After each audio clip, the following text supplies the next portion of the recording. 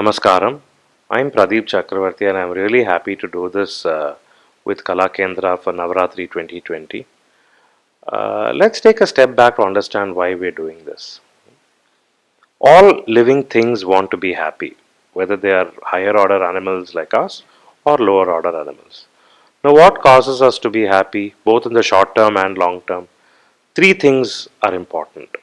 First is wisdom. So, the wisdom to know what is happy, what is not happiness, what can give us happiness, what cannot give us happiness, long term, short term, all of this is one. The second is wealth. Wealth need not be just money, it could be health also. Number two. So, wisdom, then wealth. The third will be courage. The courage to think and act in a particular way so that we become happy, and it is in the long term. Maybe because wealth, wisdom, and courage was so important for happiness, they gave goddesses to look after these things, and that is what Navaratri really celebrates. So, let me invite you on this journey of listening to the stories of 9 women from Indian history.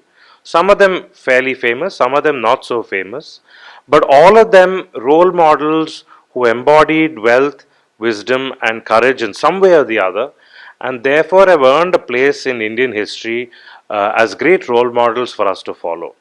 So, our hope is that you listen to these short stories of these women. Maybe you read up a little bit more about them. But most important, you have a dialogue with other people at home during this festive occasion to see what we can learn from these women for our own lives. So, thank you very much, and I invite you on this journey of 9 days, 9 women for Navaratri 2020.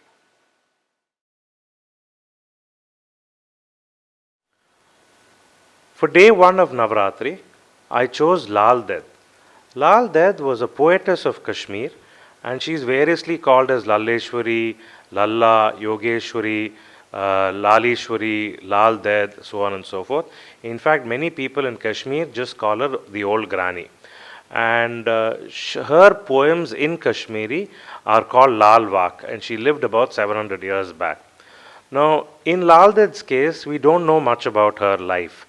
We have some stories, and in fact, even her life history itself was written more than 300-400 years after she passed away. We know that she had a very unhappy marriage. She was married very young. She had a very unhappy marriage. In fact, it is said that her mother-in-law used to put a stone on her plate, cover it with rice, and give it to her, so it looked like she was getting a lot of rice to eat, but actually she got very little.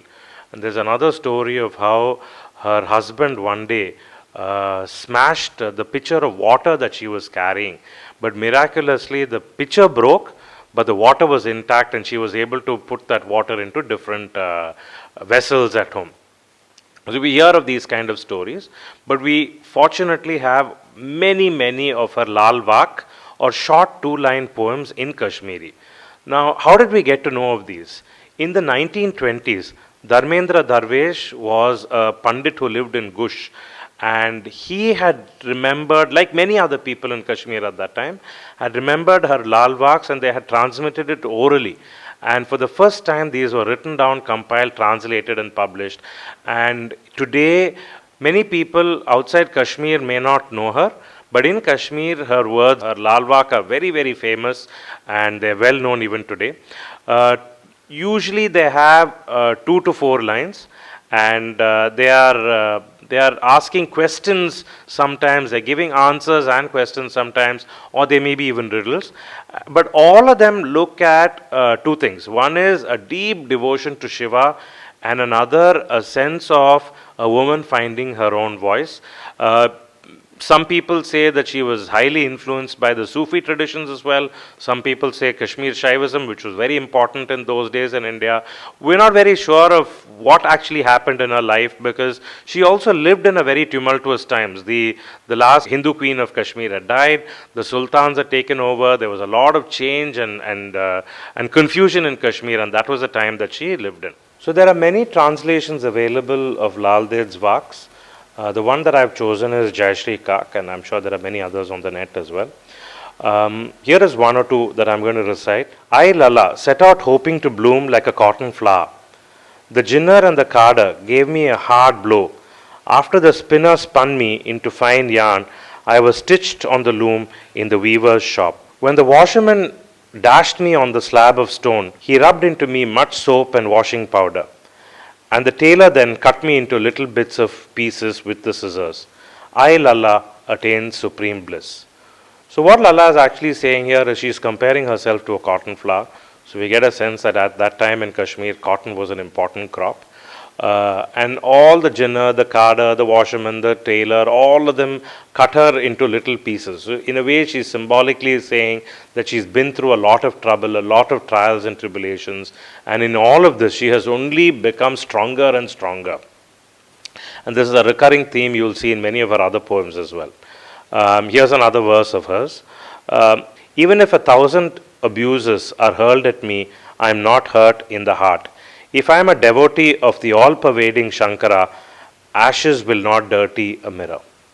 Even if 1,000 abuses are hurled at me, I am not hurt in the heart.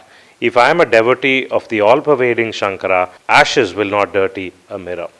And in this verse, she also gives us an allusion to one of the legends about her, which was she actually walked naked on the streets all the time. She never wore clothes.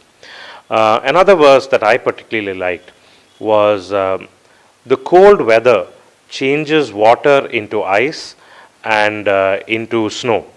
But when we really, really see the essence, then water, ice, snow, they're all but the same thing.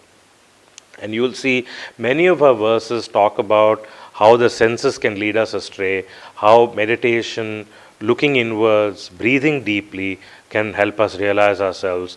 And as the inner strength emerges, then outside abuses, hurt, whatever insults people give, they don't really matter. So that's a little bit about Lal Ded. And she was a very inspiring woman poetess of Kashmir who lived more than 700 years back. Please go read up more about her. Talk about what you've learned as being very inspiring from this so that we can commemorate some spirit of hers in this Navaratri 2020. Thank you very much for listening to day one. Stay tuned for the remaining 8 days.